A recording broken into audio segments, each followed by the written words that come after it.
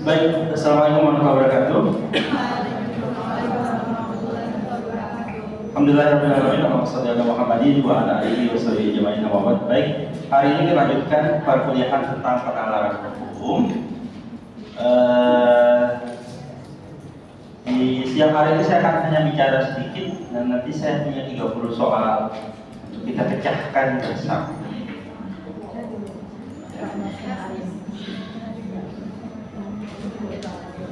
Oke. Jadi gunakan sebaik mungkin kesempatan saya bertanya, saya menyampaikan materi itu untuk diingat-ingat. Soalnya hanya akan ada berasal dari satu slide. Saya hanya akan menyampaikan 4 slide. Soal nanti 30 soal itu hanya muncul dari satu slide terakhir. Maka saudara terserah mau difoto, mau dicatat, mau diramal, apapun soalnya silakan. Baik. Pertama yang ingin saya sampaikan hari ini bahwa kita bicara hukum sebagai norma dan realitas empiris.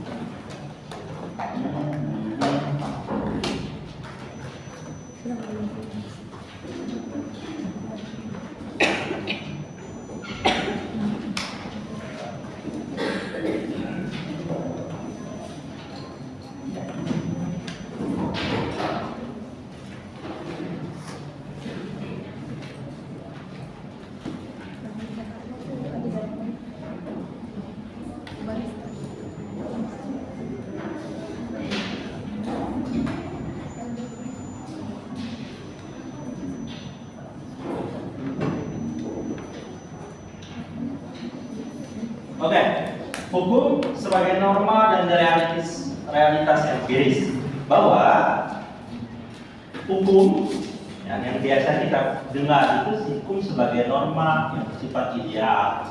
Dia itu baik, dia itu luhur, dia itu penuh dengan keadilan. Itu teori dalam mazhab hukum positivistik. Saya tidak akan detail membahas itu karena itu pertama ada dalam OPR. Kalau yang baca OPR pasti tahu. Yang kedua itu nanti akan diperdalam lebih detail di mata kuliah filsafat hukum. Yang kedua, ternyata hukum tidak hanya dalam realitas sebagai dalam posisinya sebagai norma, namun ia bisa jadi realitas yang sifatnya empiris. Hukum dalam berbagai bentuknya, dia bisa itu dia sifatnya adalah pasif. Ada aturan, itu nggak ada apa? Ya aturannya mengatur begitu saja. Hukum itu baru nyata ada dalam realitas empiris ketika ada yang namanya aktivator. Hukum yang mengatakan barang siapa mengambil barang milik orang lain bla bla bla dihukum penjara. Penjaranya itu tidak akan ada, tidak ada yang dihukum sebelum ada yang namanya aktivator.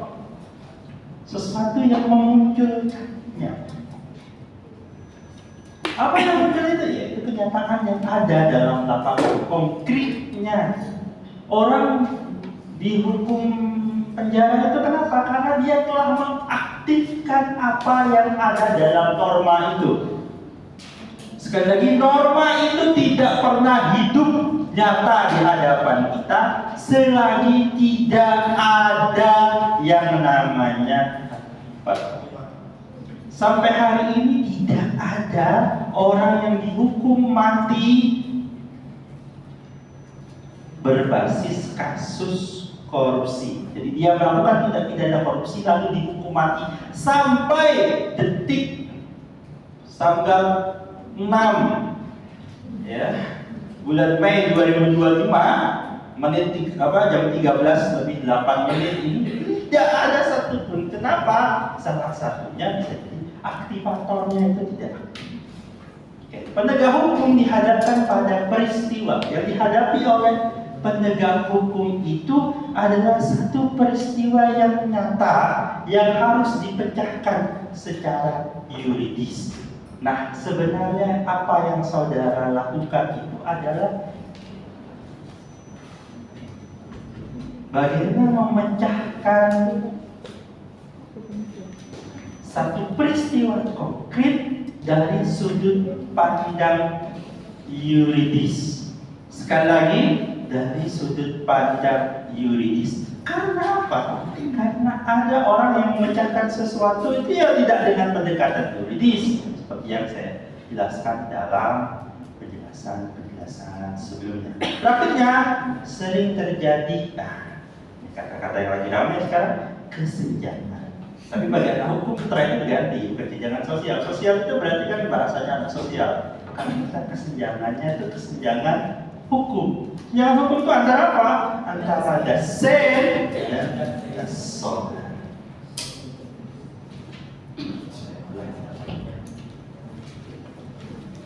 Kenapa terjadi kesenjangan itu? Pertama, bisa jadi yang terjadi adalah aturannya yang tidak mampu responsif. Ada satu adagium, kadang hafal-hafalin lah ini biar kalau ngomong di hadapan orang di luar hukum itu agak keren. Etres in acte defected art. Hukum itu berjalan tertatih-tatih di belakang faktanya. Jadi fakta itu sudah berjalan, hukum itu bisa nggak hukumnya itu mengejar fakta itu? Bisa nggak ini dikenai aturan itu? Bisa nggak ini dikenakan pada kasus itu? Bisa nggak pasal ini dijatuhkan pada perkara itu? Seringkali hukumnya itu tidak responsif. Atau bisa jadi pemerintah bikin aturan yang tidak siap dilaksanakan masyarakatnya, tidak sesuai dengan kondisi masyarakatnya. Pernah ada pemerintah itu mau bikin kebijakan semua kompor itu diganti ke kompor induksi listrik. Ya, tapi kan di demo macam-macam apa di rame kali di media macam-macam itu sehingga nggak jadi. Kenapa? Aturannya itu tidak responsif. Di saat pemerintah sudah berkata hari ini kita mau pakai gas LPG, ternyata LPG-nya susah dicari. Atau bahkan di banyak tempat, saya nggak tahu kalau di Kalimantan ini, di banyak tempat yang kita lihat kalau di media-media itu mereka masih masak pakai minyak gas, minyak tanah. Ternyata masih dijual dan sebagainya. Gitu. Yang kedua, ada penyimpangan dari penegak hukumnya ini. Ya. Ngomongin kalau di Konoha begini dan begitu, ya banyak. Yang di hadapan kita penegak hukum itu tidak selamanya menjadi penegak hukum, dia tidak selamanya menjadi penegak keadilan. Saya sebagai seorang advokat, menurut undang-undang statusnya adalah penegak hukum. Apakah saya selalu bisa menegakkan hukum itu? Terdapat kendalanya luar biasa banyak masalah.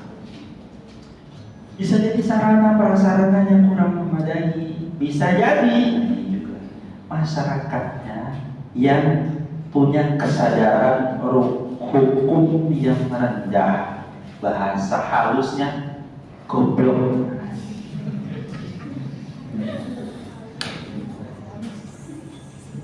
Ya, biar terkenang saja di dalam keyboard. Ternyata masyarakat itu banyak yang nggak tahu.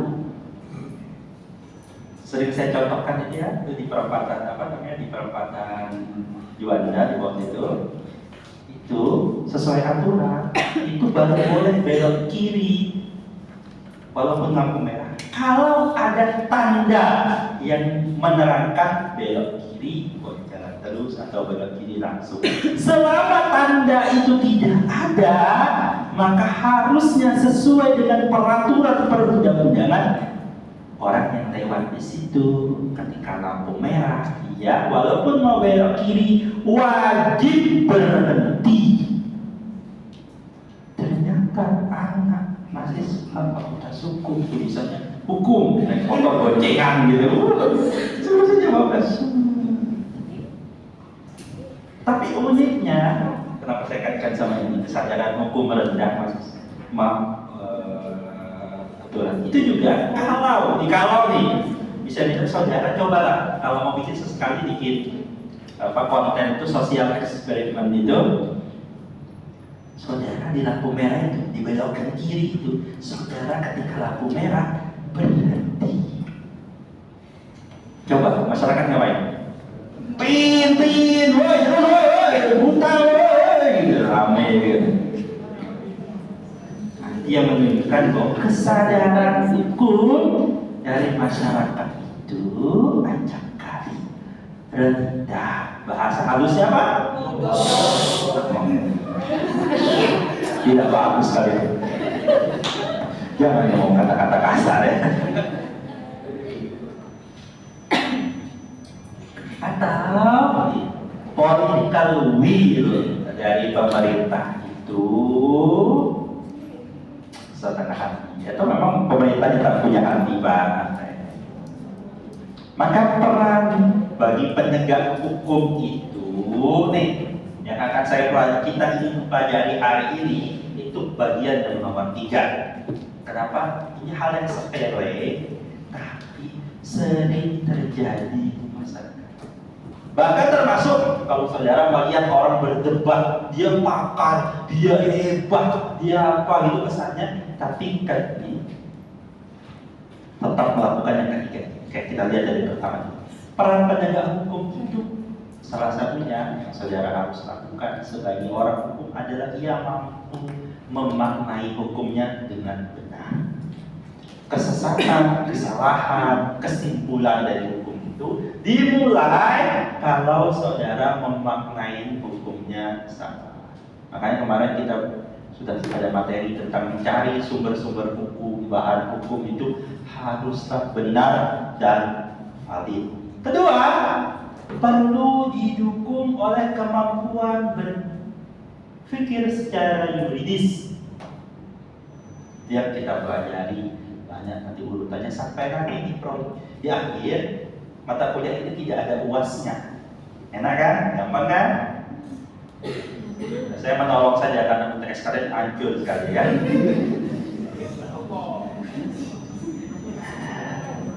Jadi tidak ada UASnya, tapi adanya proyek.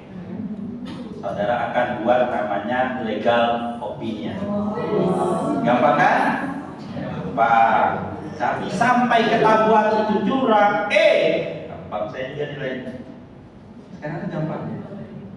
Jadi mahasiswa itu saya lucu ya, mahasiswa curang gitu ya, pakai AI. Tapi dosennya ngecek pakai AI juga. Jadi semua tugas mahasiswa itu diupload ke AI. Terus cek mana yang tugasnya serupa atau mirip, muncul nama-nama yang serupa, udah langsung gampang. Saya hanya koreksi yang tidak ada. Jadi AI sekarang sangat membantu dosen mengetahui kecurangan mahasiswa. Ya, jadi saya kasih tahu aja gitu. Kalau mau kalian curang nggak apa-apa, kami juga berjalannya. Gitu. Kalau lolos A, kalau salah ketahuan ya gampang.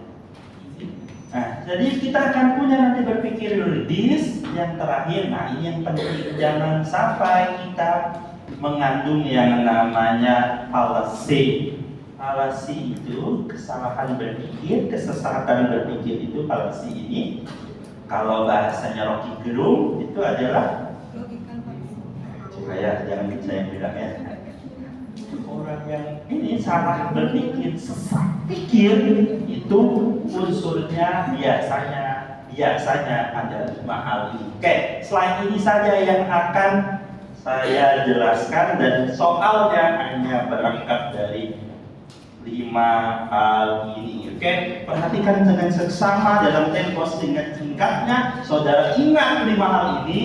Tolong ingatkan dalam-dalam, masukkan ke dalam otak kalian, ya. Oke, saya jelaskan dulu sebentar satu persatu. Ada kesesatan berpikir. Maksudnya apa? Jadi kalau orang itu berpikir dia tidak sesuai dengan aturan bernalar. Sekali lagi, ketika orang masuk kena virus ini, dia akan bernalar yang tidak valid, tidak benar, tidak sempurna, ada cacatnya, ada permasalahannya. Oleh karena itu, pastikan ketika bernalar, saudara, menyimpulkan sesuatu harus terlepas dari 5 penyakit ini. Kita lihat satu persatu. Yang pertama namanya argumentum ad ignorantiam. Apabila ada argumentasi dari satu proposisi sebagai benar, apabila tidak terbukti salah, atau baiknya salah karena tidak terbukti benar. Kenapa? Ini masalah adalah tidak selalu sesuatu itu yang tidak terbukti benar itu tidak benar. Bisa jadi yang jadi masalah adalah pembuktiannya. Contohnya apa? Ya jawaban kalian kemarin itu jawabannya benar, tapi saudara tidak mampu membuktikannya. Jadi ada klien yang bingung, Pak, jelaskan gimana? Nah, salah satunya dia tidak mampu membuktikan, merunutkan ceritanya. Oleh karena itu hakim harus bisa memastikan bahwa pembuktiannya berjalan baik. Itu juga tugas seorang penegak hukum termasuk pengacara agar bisa membuktikan. Jangan sampai ada orang kehilangan haknya bukan karena dia tidak berhak atas itu, tapi karena dia tidak memiliki kemampuan membuktikan sesuatu.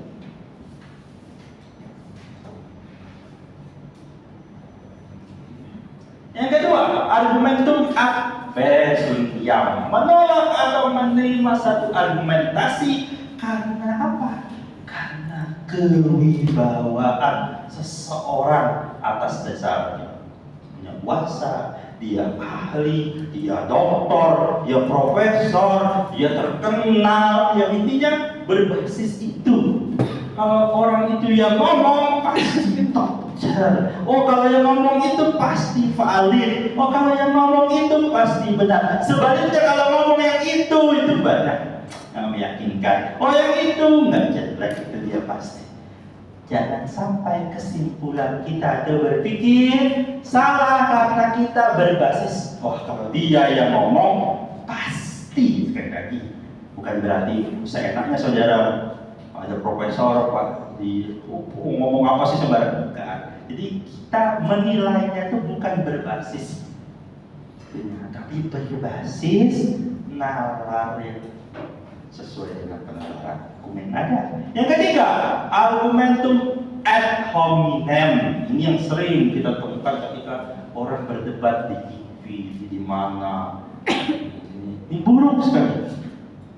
Ini buruk. Kenapa? Dia menerima atau menolak suatu argumentasi karena orangnya. Dia serang orangnya. Pak, kamu tahu apa? Kamu kan mantan narapidana. Kamu kan tukang selingkuh. Mana mungkin kamu setia? Sudah tahu begitu, masih dipacarin juga.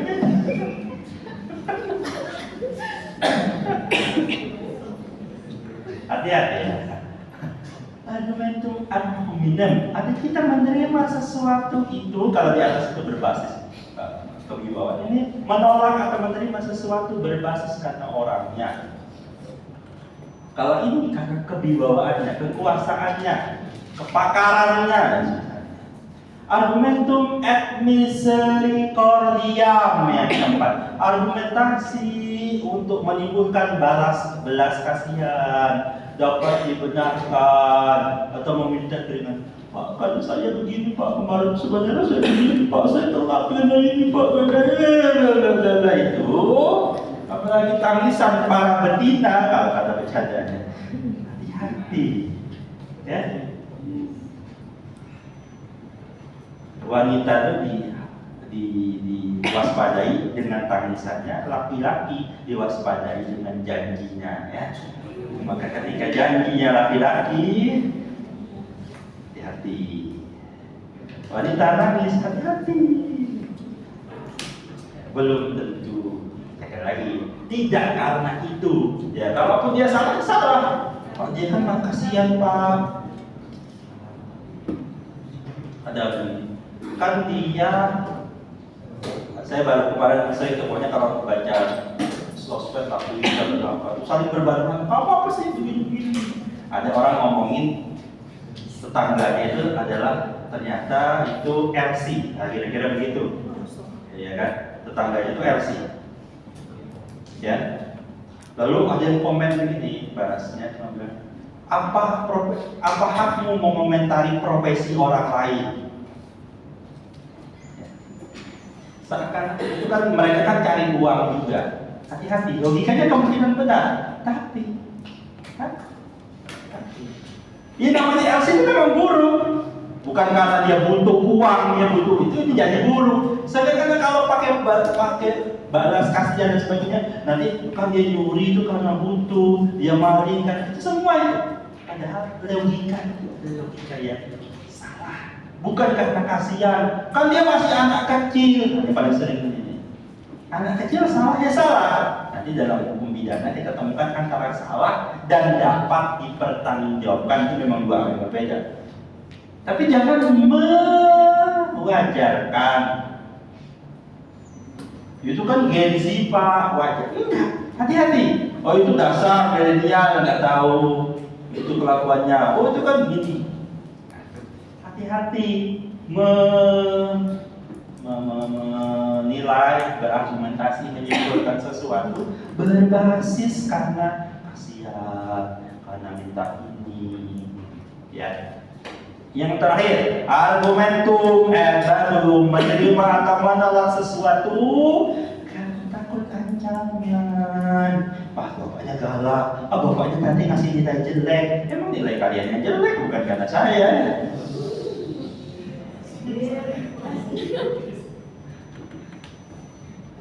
Kira-kira itu. Sudah, tidak ada pertanyaan soal pertama, ada? Tidak ada. Siap? Ambil nafas.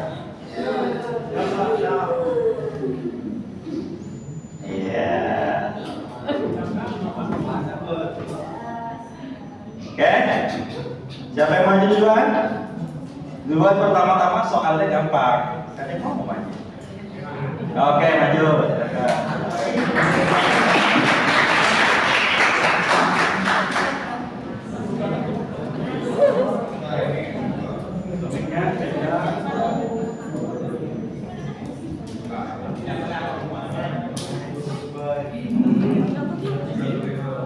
Bismillahirrahmanirrahim.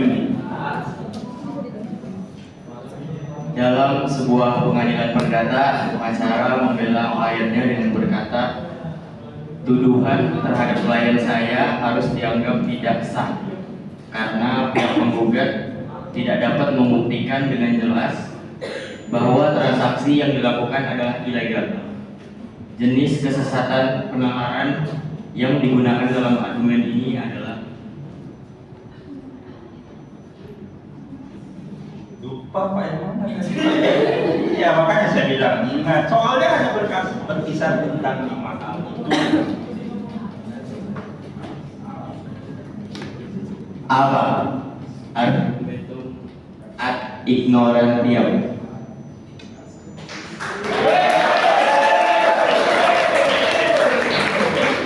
Lanjut teman.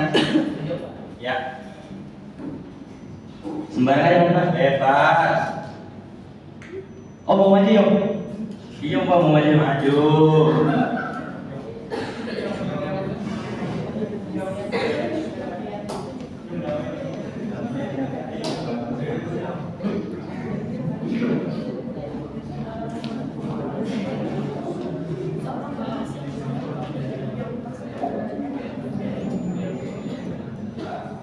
Seorang politik sangat terkenal mengatakan kebijakan ekonomi ini pasti akan berhasil karena saya memiliki pengalaman lebih dari 30 tahun di bidang ini dan banyak ahli yang mendukungnya. Jenis kesesatan penalaran yang terjadi adalah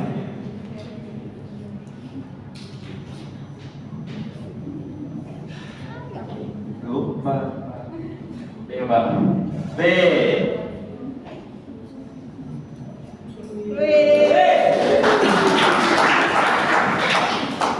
Next.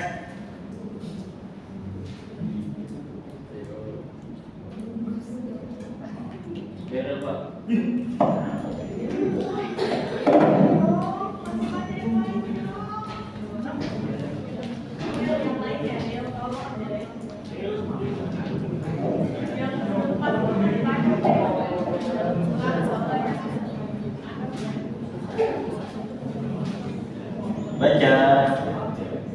Dalam suatu debat, seorang mahasiswa menanggapi kritik terhadap kebijakan pemerintah dengan mengatakan, tentu saja kamu bisa mengatakan itu, tetapi kamu hanya seorang mahasiswa, sementara saya seorang profesional yang sudah bekerja di sektor ini bertahun-tahun. Jenis kesesatan penularan yang digunakan dalam argumen ini adalah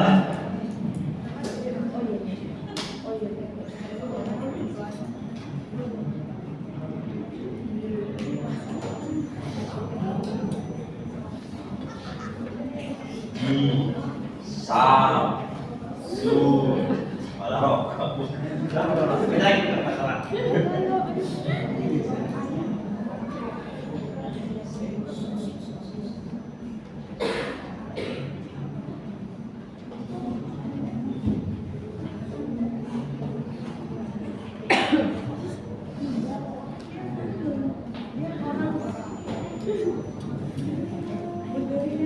dalam suatu debat, seorang mahasiswa menanggapi kritik terhadap kebijakan pemerintah dengan mengatakan, tentu saja kamu bisa mengatakan itu, tetapi kamu hanya seorang mahasiswa, sementara saya seorang profesional yang sudah bekerja di sektor ini bertahun-tahun. Jenis kesesatan penularan yang digunakan dalam argumen ini adalah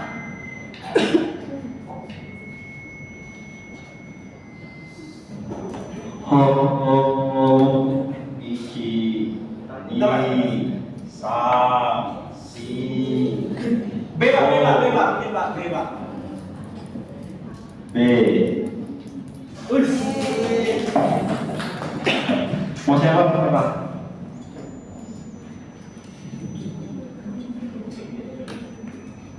Mana? Anggi Pak, Anggi bagus. Ayo. Tenang, soalnya masih banyak, 30 soalnya.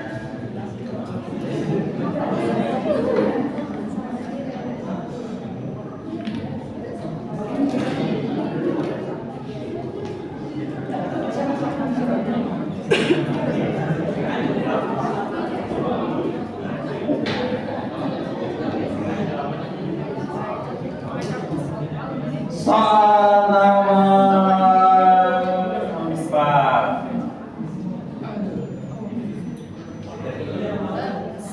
Arabi. Seorang pengacara mengajukan argumen kepada hakim dengan berkata, terdakwa adalah seorang ibu tunggal dengan anak yang masih kecil. Oleh karena itu, dia seharusnya tidak dihukum penjara. Jenis kesesatan penalaran ini adalah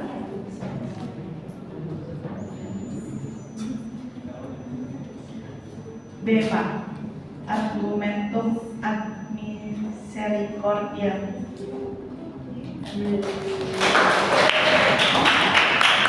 Oke, lanjut. You.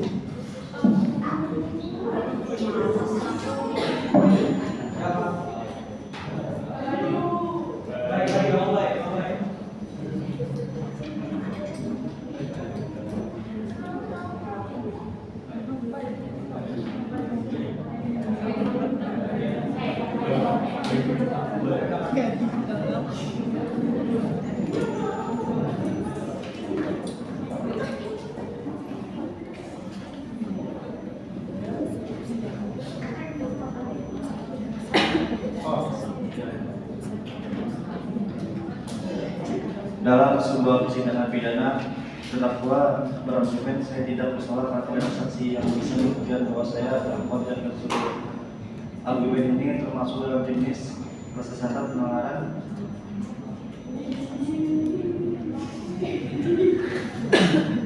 Oke.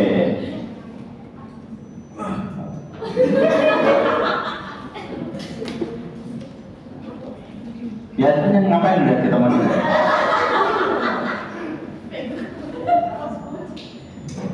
Apa? Alfa.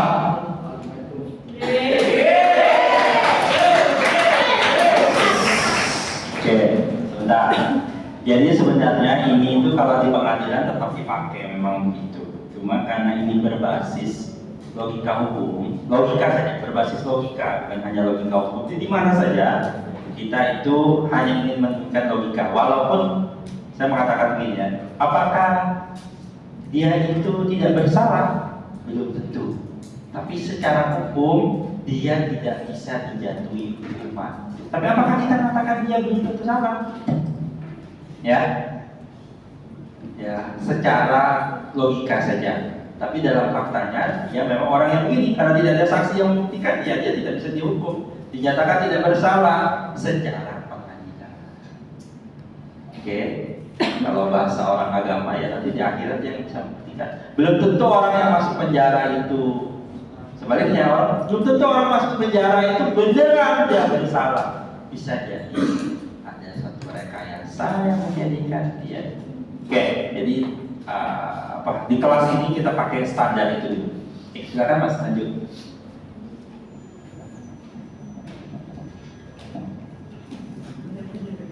Kiki.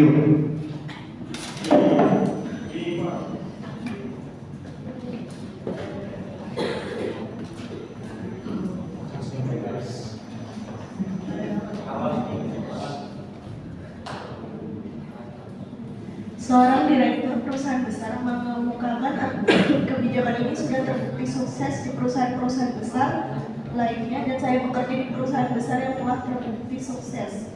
Jadi kebijakan ini pastinya akan berhasil. Jenis kesesatan penalaran yang diterapkan dalam argumen ini adalah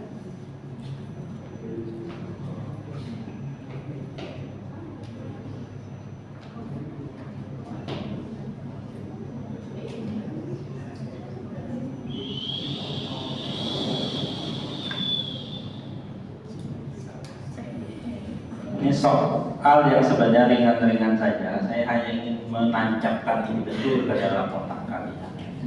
Karena waktu ujian kelihatan bisa waktu di kelas, pas ujian hancur semua jawabannya.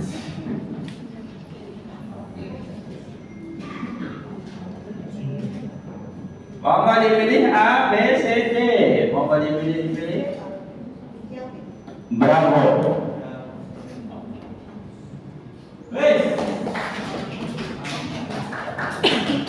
Sekali lagi, logika itu berbasis nanti adalah dia secara logika valid atau tidak valid. Ya, di dalam lapangan, di dalam praktek, karena bisa jadi sesuatu itu karena dia empiris, itu tidak 100% harus sesuai logika. Maksudnya apa? Misalnya ini, kebijakan ini sukses Pak. Saya pernah bekerja dan terbukti sukses Pak, pengalaman ini berbasis pengalaman. Tapi, apakah bisa dipakai? Ya bisa-bisa aja. Tapi memastikan pasti, itu lagi ya kata-kata kuncinya. Memastikan pasti itu secara logika tidak boleh. Jawabannya harusnya gimana? Maka potensi berhasilnya Pak ini besar. Sekali lagi, potensi bukan kepastian.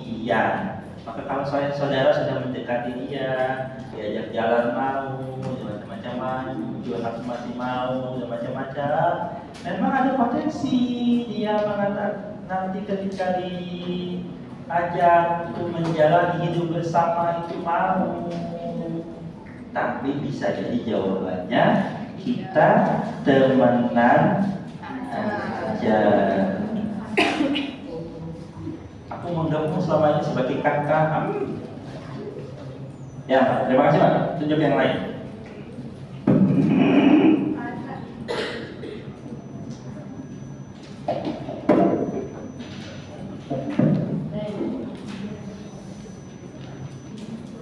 Sudah sampai jawabannya. sorry. Ya. Sorry. Malu apa? Nggak ada tidak lewat.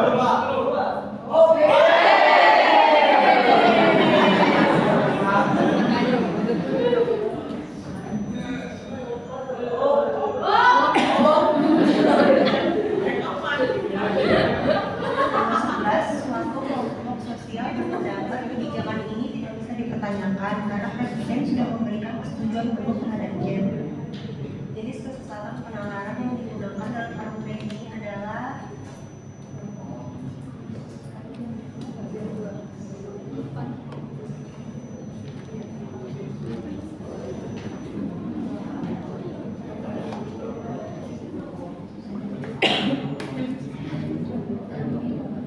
B Pak. B, bravo. Next. Iya, betul juga kan? Ternyata yang bikin soal bisa sama. Oke, next. Boleh Mbak? Tunjuk yang lain.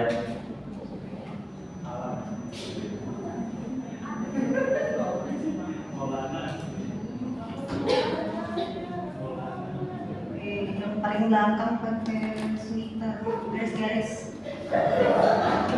Ya Mas, kenalan dulu Mas sama Mbak Mas.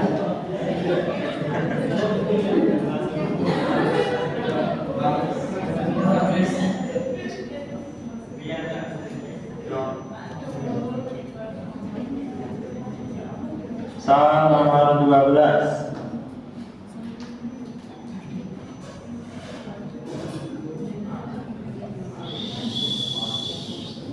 Orang hakim melakukan putusan memberikan keputusan hukum pada seorang terdakwa dia adalah seorang penyandang disabilitas yang sudah menderita. Jenis kesehatan penerima ini adalah Oke, sekali lagi dunia praktek bisa jadi itu sah, ya. Kita hanya menghitung di sini berbasis dalam logika.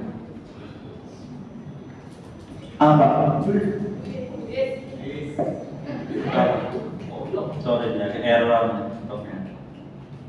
Tidak logis. Mana ya?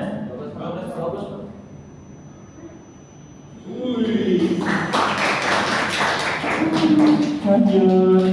Dikit lagi. Ya kan, biar takut-takuti orang aja. Namanya siapa Mas? Mbaknya nggak tahu tadi. Enzo. Udah tahu Mbak? Sudah ya? Oke. Hikmah.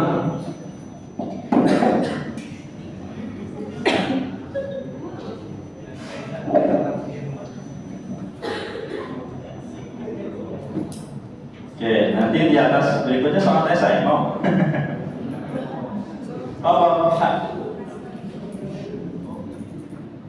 Seorang politisi berargumen, pajak yang lebih tinggi akan menyebabkan kerugian besar bagi negara. Jika kita tidak menaikkan pajak, negara bisa bangkrut dan menyebabkan pemecatan massal. Jenis kesesatan penalaran yang terjadi adalah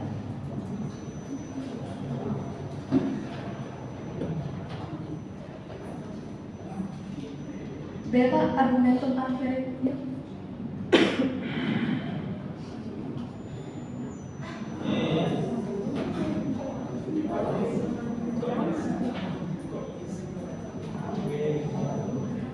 Oke, teman-teman 14. Jadi saya baca dulu. Iya, Saya mengatakan mata kuliah ini harus diambil karena saya sudah mengajarkannya selama 20 tahun dan banyak mahasiswa sukses berkat bimbingan saya. Jenis kesesatan penalaran ini adalah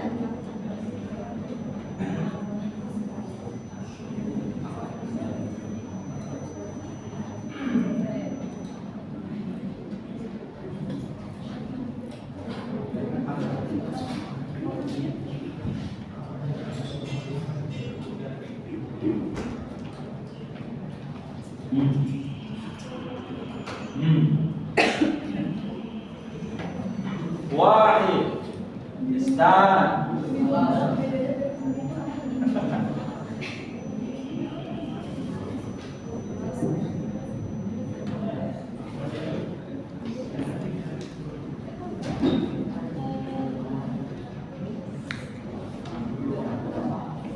Oke, mayoritasnya sudah betul nih.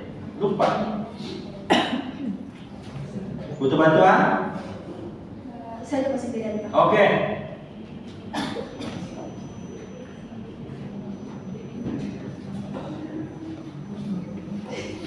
Yang ada Ade.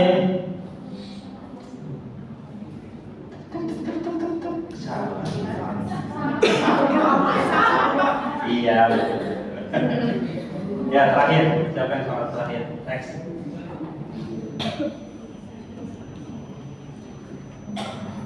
Next. Ya Allah.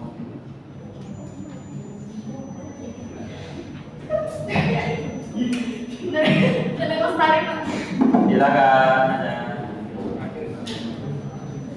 Gampang-gampang kok ini, ngetes saja.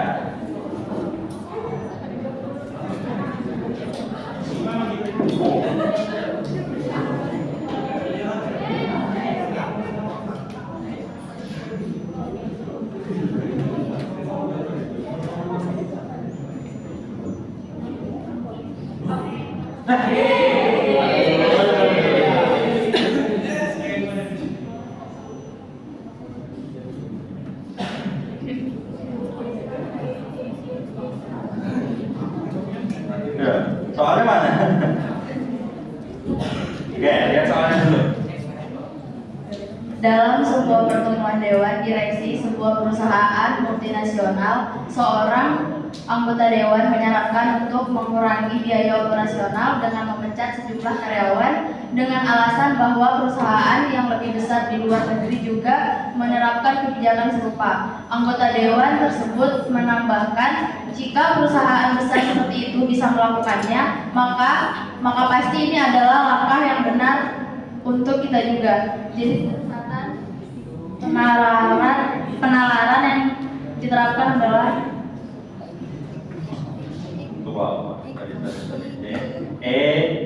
Biji sama tadi error. Tebak-tebakan apa jawabannya?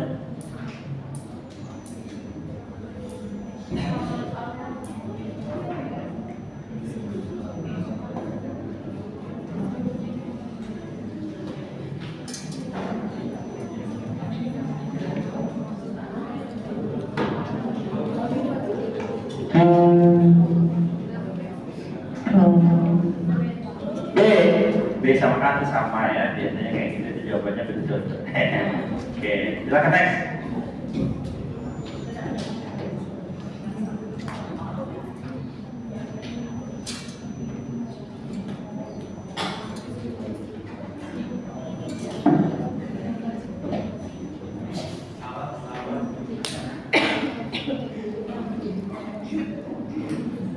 yang udah maju nggak boleh. Enggak.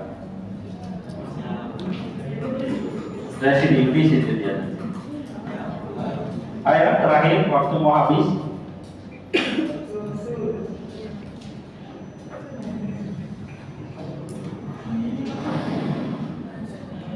Bebas siapa saja. Siapa aja yang kamu punya dendam padanya? Mana? Itu apa? Itu nah siapa mana? Yang itu nah yang mana saya nggak tahu. Siapa itu ya? Siapa? Sama saya nggak tahu juga. Yang mana? DC. Nah, mana? Ya.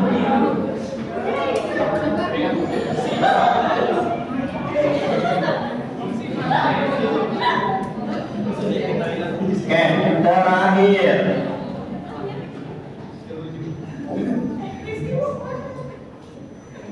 Dalam sebuah sidang perceraian, seorang pacar membela kliennya tidak dapat dianggap sebagai ibu yang baik karena dia sering berpergian keluar kota untuk bekerja, dan itu menyebabkan anak-anak kelas Anda bisa melihat dia tidak berdiri keluarga. Jadi sesuatu kebenaran yang dibenarkan dalam arti ini adalah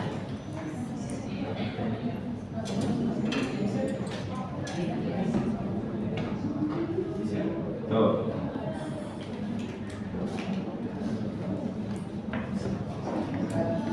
A, B, C, D, B. Jawabannya betul? Ya. Oke, karena waktu habis kembali coba. Terima kasih. Jadi sebenarnya target saya bukan benar salahnya. Saya hanya ingin menunjukkan banyak cerita-cerita yang mungkin itu sering kita temukan di luar kita, tapi secara logika, sekali lagi patokannya logika itu salah.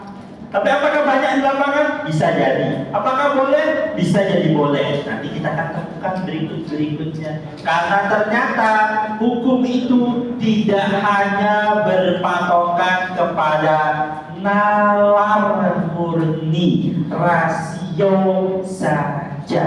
Karena kita juga pakai hati. Ya. Dia kamu merasa pakai hati, baper, ternyata dia enggak. Kasihanlah. Terima kasih. Assalamualaikum warahmatullahi wabarakatuh.